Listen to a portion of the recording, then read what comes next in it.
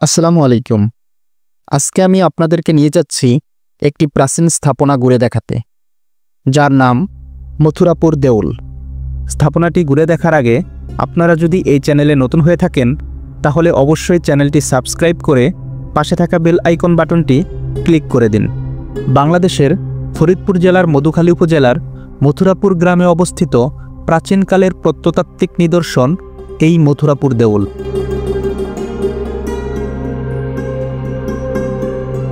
এই দেউলটি ফরিদপুর জেলা শহর থেকে প্রায় ২৮ কিলোমিটার পশ্চিমে এবং মধুখালী উপজেলা থেকে প্রায় ২ কিলোমিটার উত্তরে মথুরাপুর গ্রামে অবস্থিত একটি প্রাচীন স্থাপনা।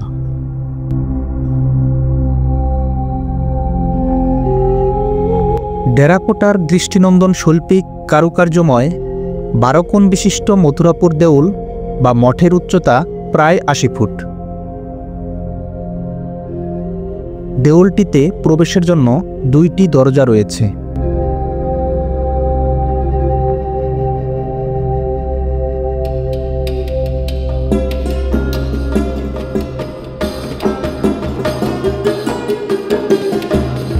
আর সমগ্র মঠ জুড়ে শিলাখণ্ডের ছাপ চিত্রের পাশাপাশি মাটির ফলকের তৈরি অসংখ্য ছোট ছোট মূর্তির ব্যবহার বিশেষভাবে লক্ষণীয়। এই সকল মূর্তিগুলোর মাঝে রয়েছে নৃত্যরত নরনারী, মস্তকবিহীন মানুষের প্রতিকৃতি, তীর ধনুক হাতে হনুমান, হাতি, ঘোড়া, পেঁচা প্রভৃতি প্রাণীর মূর্তি।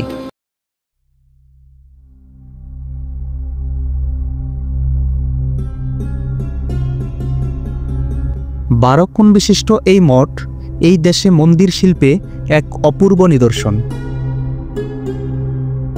প্রায় ৩ মিটার পর্যন্ত সোজা উপরের দিকে ওঠার পর মঠটি সামান্য সরু হয়ে উপরের দিকে উঠেছে, কিন্তু এর চূড়া এখনও সমতল এবং মাটি থেকে ২১.২ মিটার উঁচু।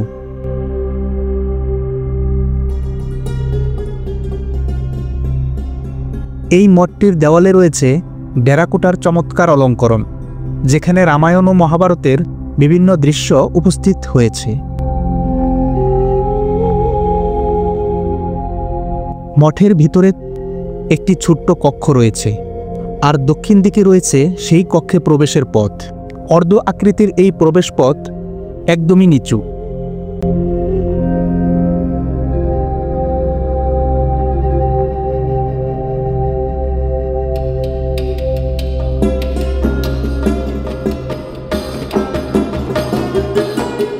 এই দেউলটির ইতিহাস সম্পর্কে সঠিক কোনো তথ্য পাওয়া যায়নি, তবে জনশ্রুতি রয়েছে রাজা প্রতাপাদিত্যকে যুদ্ধে পরাজিত করে সম্রাট আকবরের সেনাপতি রাজা মানসিংহ এই বিজয় স্তম্ভ নির্মাণ করেন।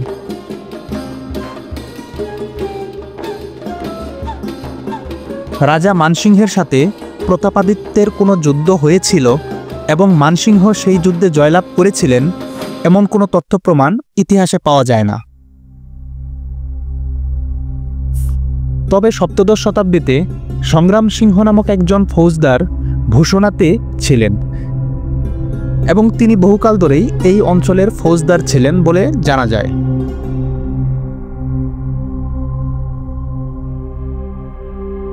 কারো কারো মতে সংগ্রাম সিংহই মথুরাপুর দেউলটি নির্মাণ করেন।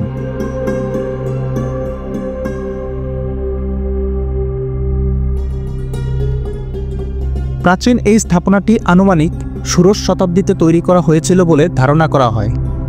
আবার কারো কারো মতে এই দেউলটি সপ্তদশ শতাব্দীর স্থাপনা।